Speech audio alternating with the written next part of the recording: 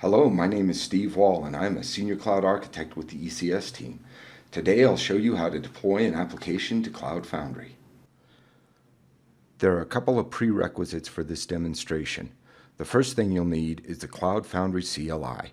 You can get that at docs.cloudfoundry.org/cfcli/install-go-cli.html. Once installed, you access the command line via CF. I'll show you the version I'm using.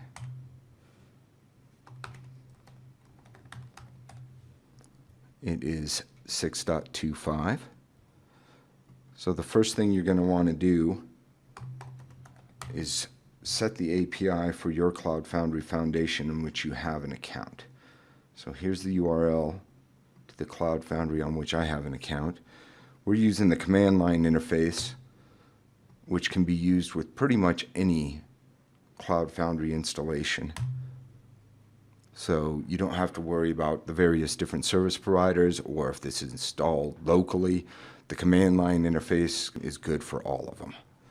So you can see I targeted my Cloud Foundry API here. Now I have to log in.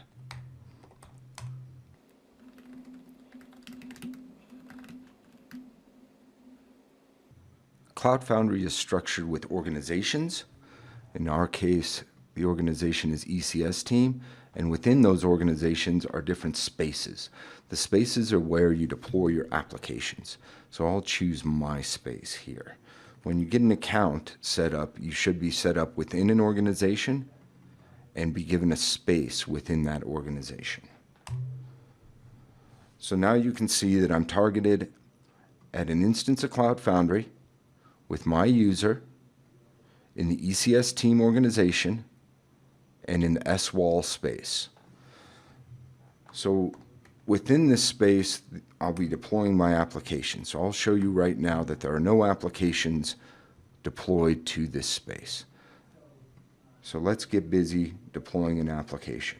So I've created a very simple application for this presentation. It's a Java application, and if you're going to be doing Java in Cloud Foundry, you have to use Spring Boot. It just makes sense. So here's my Spring Boot application. Very small main here, and I have one controller, and it just says greetings from Spring Boot. So this is a Maven application. So let's build that application right now. This is a Maven project, so I'll just use the standard Maven clean package. This will build a jar, and that jar is what we will deploy to Cloud Foundry. Before I deploy to Cloud Foundry, one thing I like to do is start another terminal that I'm going to use to tail the logs of our application while it's starting up in Cloud Foundry. So the first command you're going to want to use is cf push. So this actually deploys your application to Cloud Foundry. So cf push, then you give your application a name. So we'll call this one Hello CF Demo. And this will be the host name of your application. The domain name for your app will be given by your Cloud Foundry Foundation. So you got to point it to the artifact that you want to deploy as well. So our artifact is in the target directory, and it is a jar. So now I'm deploying the application to Cloud Foundry. And you can see it gave us a route here using the host name, and then in this particular case, the domain is cfapps.io. So let's see if it knows our apps there. So it's deploying our application right now. So now what we can do is tail the logs associated with our application. Let's grab that. I'll just type it in.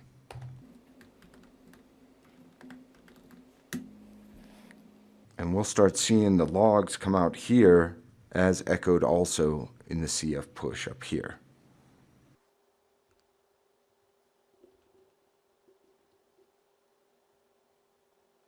So you can see it realized it was a Java application. It's downloading the OpenJDK. It's calculating the memory settings. It's downloading the Spring auto configuration. So that's some Spring magic that happens under the covers and takes care of a lot of the plumbing for us. And now our application is starting up.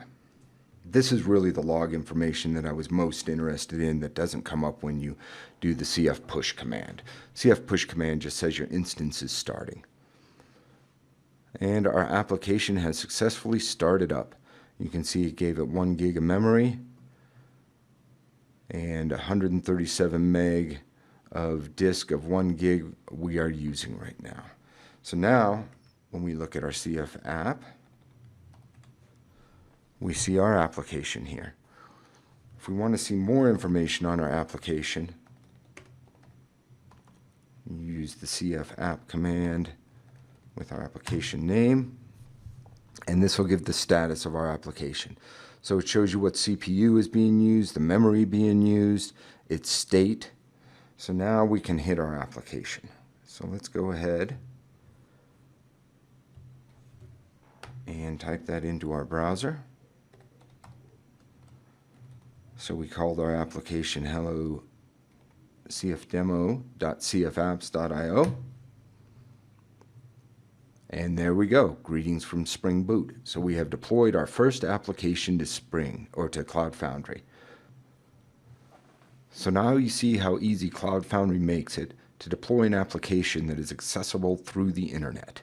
It was just a few easy steps. Let's review those. The first thing you did was download the Cloud Foundry CLI and then target the Cloud Foundry installation on which you had an account. And then after that, we pushed our application and we pulled up another command window to see the logs of our application starting up. And it was that simple. Now this application is really trivial. All it does at the moment is says greetings from Spring Boot. Now we want to do something a little bit more interesting. For any type of real application, you're going to need some type of persistent store. So each Cloud Foundry installation has its own marketplace in which it provides services to the user. So to see what services are available,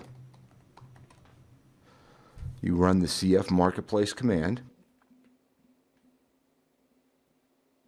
And right now it's getting the various services that are offered by this Cloud Foundry installation.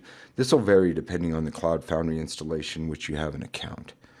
So here you can see all the various services that are available to you as a developer. Let's see which one we want to use. We want to go and use Redis. There's the Redis Cloud right there. So what we're going to do is we are going to spin up a Redis service for our application. So the first thing we're going to want to do is create the Redis service. With the various services, there are associated plans.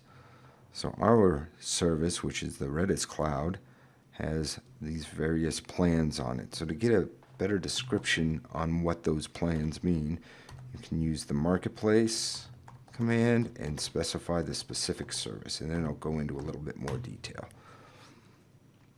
So what this is telling us here is that all of the plans are paid plans except for the bottom plan here, which is a free plan. Now these plans are differentiated based on the space that it gives you in the persistent store. So we're going to want to use the free plan for this demo. That'll be adequate. So the first thing we're going to want to do is create that service in our space, making the service available to our applications. So that's the create service command. And to see the various parameters available to any command, just hit a return and it'll show you the usage information right there. So we'll do a cf create service. Our plan is the Redis Cloud. We're going to want to use a 30 megabit, which is the free plan, and we're going to call this service Demo Redis. So now a Redis service is being created in our space, making it available to our applications. So now if we do a cf services, we can see that there is Demo Redis available to be used by our applications. Now our application we're going to have to enhance to make use of the Redis service. So let's get some Redis code in our application. So the first thing we're going to want to do is add this dependency to our POM, which I've already done. So we got the Spring Boot starter data Redis. So that's going to put some Redis hooks into the application for us. Now we're going to want to make use of that within our controller.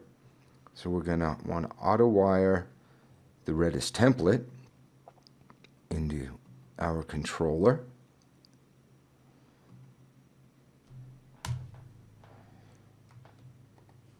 Put that in here.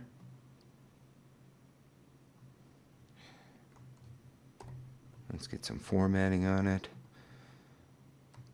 We'll go ahead and get our imports down. So the Spring Redis template is going to be automatically created based on what we added to our POM. And then we'll make a method here that will make use of our Redis template. Let's put that over here in our controller. That going. Get our imports down. And we're ready to go. Now we want to rebuild our application using our Maven command. So this will get our Redis enhancement into our application. Now we'll deploy that up to Cloud Foundry using our CF push. But this time I'm going to put the no start flag here because I don't want the application to start. I want to bind the service, the Redis service that we've created, to our application. So if it started up, it would start without that service bound to our applications, and then it would have some problems. So let's let our application get uploaded into Cloud Foundry, and then we'll bind the service. All right, so it's up there. So we'll use the CF bind service command. So it's CF bind service. Our application name, which is hello CF demo. Our service is demo Redis. And that should do it for us. Okay, so now the service is bound. You'll notice here it says use CF restage. That would be if the application was already started. So we haven't started the application, so I'm just going to start it now.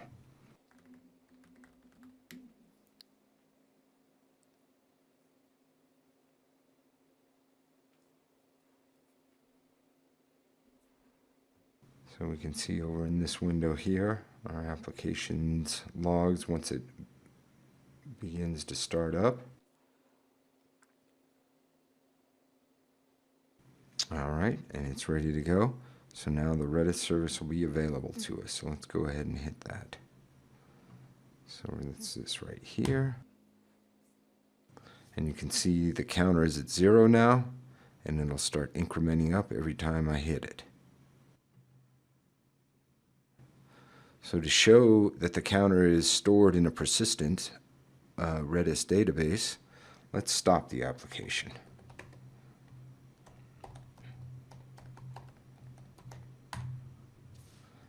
So we stop the application, and we hit it again, and we get the 404 because the application isn't running.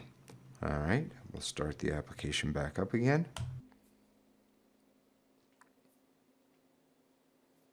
Come back over here, see it starting up again. Okay, so the application started up again, and now we're at 5. So you can see that our application was connected to a Redis data store and is making use of that. Up to this point, you've seen how easy it is to deploy an application to Cloud Foundry, attach some persistent store, and make it accessible through the internet.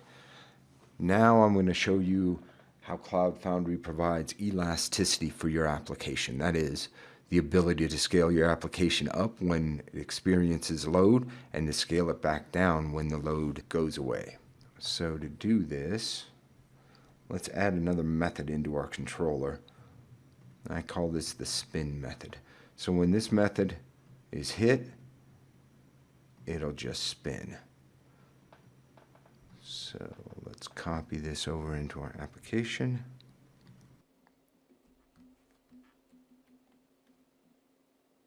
Okay, save this off. We'll rebuild our application.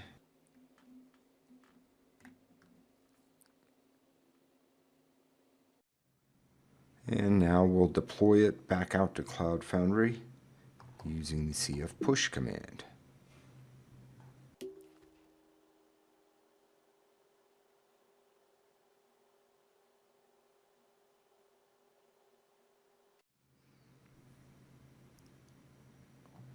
So we can look over here in the log window again. See when our application is starting back up.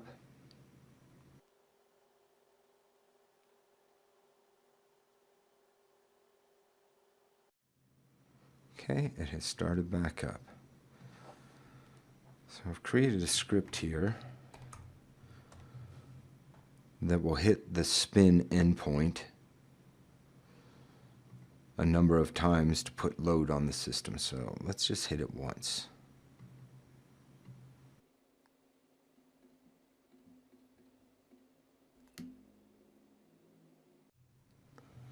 Need to change the endpoint on that.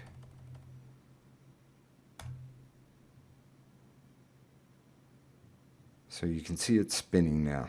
Let me go ahead and change that script real quick.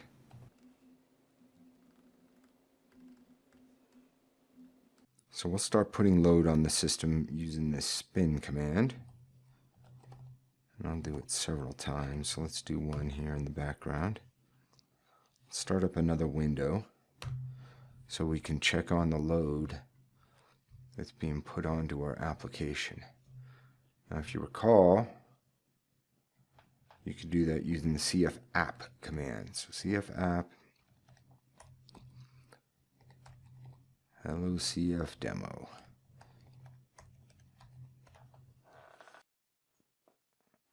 Okay, so that shows that we are at 53% usage right now, which is starting to get up there pretty high. So now we're going to exercise the elasticity capability that Cloud Foundry provides you. So I'm going to scale my application. I want to scale my application.